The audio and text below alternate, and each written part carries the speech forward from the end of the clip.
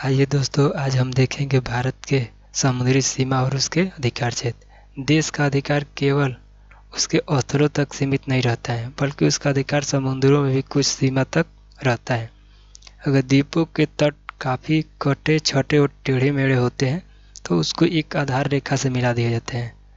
वो उसी के हिसाब से उस समुद्री की सीमा का निर्धारण किया जाता है।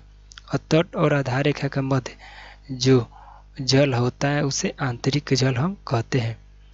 समुद्री समुद्री सीमा को निर्धारण के लिए इवेनो द्वारा 1892 में एक समझौता किया गया। सदस्य देशों के साथ उसे इवेनो क्लस कहते हैं। इवेनो क्लस के आधार पर समुद्र को 3 बराबर भागों में 3 प्रकार से बांटा गया है। 3 बराबर भागों में नहीं, 3 प्रकार से बांटा गया है।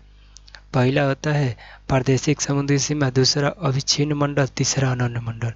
प्रादेशिक समुद्री सीमा जैसे कि ये एक देश है, उसके आधार क्षेत्र, जैसे ये आधार क्षेत्र हो गया, इस आधार क्षेत्र से 1200 नॉटिकल मील तक इसे हम प्रादेशिक समुद्री सीमा कहते हैं।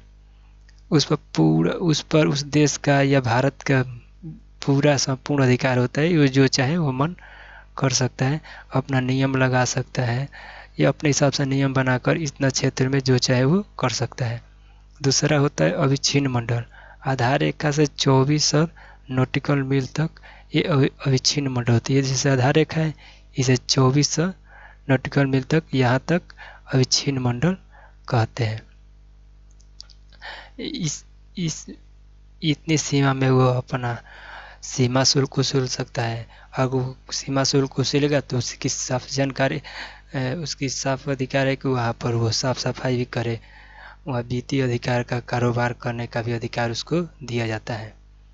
वो समुद्री सीमा उछलता है तो उसे साफ सफाई करने का भी अधिकार उसी देश का होता है। तीसरा होता है अनन्य आर्थिक क्षेत्र। ये आधार क्षेत्र से 200 नॉटिकल मील तक होता है। यहाँ पर यह अपने द्वीप, नए नए द्वीपों का निर्माण कर सकता है या किसी प्रकार के वैज्ञानिक परीक्षण भी कर सकता है। कोई मिसाइल छोड़ना, सैटेलाइट छोड़ना, जो भी करना है इतना दूरी तक वो अपना कर सकता है वैज्ञानिक परीक्षण। या प्राकृतिक संशोधनों का दोहन भी कर सकता है। कोयला निकालना, पेट्रोल निकालना, उस प्रकार की क्रिया यहाँ तक वो कर सकता है। आगे हम देख लेते हैं जल संधि।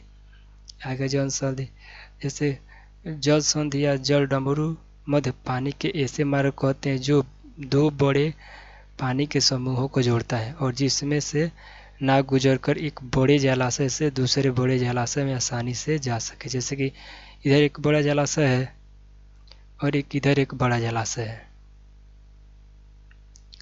यहाँ से छोटा सा पतला सा रास्ता है, इधर भी भूमि है और इधर ये भूमि है, और इधर से छोटा सा पतला, इसे हम जल डमरू मध्य कहते हैं। यहाँ से आराम से नाव गुजर सकती है। इधर एक बड़ा जलाशय हो जा रहा है, इधर भी बड़ा जलाशय हो जा रहा है। ये रहा जल डमरू मध्य।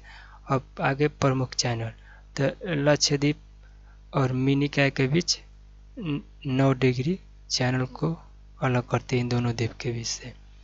और मिनिकॉय और मालदीव के बीच 8 डिग्री चैनल इन द्वीपों को अलग करती है। और अंडमान निकोबार के बीच 10 डिग्री चैनल है। सुमात्रा और निकोबार के मध्य 6 डिग्री चैनल है। और तमिलनाडु और श्रीलंका के मध्य पाक जल संधि से अलग होती है। और दक्षिण अंडमान और लघु अंडमान के मध्य डंकन पास है से अलग होता है। और कोको द्वीप तथा उत्तरी अंडमान के मध्य कोको स्ट्रेट है। सेतु समुद्रम परियोजना मन्नार की खाड़ी को पाक की खाड़ी से जोड़ती है। ये रहा समुद्री सीमा की जानकारी और कुछ चैनल है की जानकारी हो गया। अब इस वीडियो को हम यहीं तक रखते हैं। आगे नेक्स्ट वीडियो आएगा, आप देखते रहिएगा।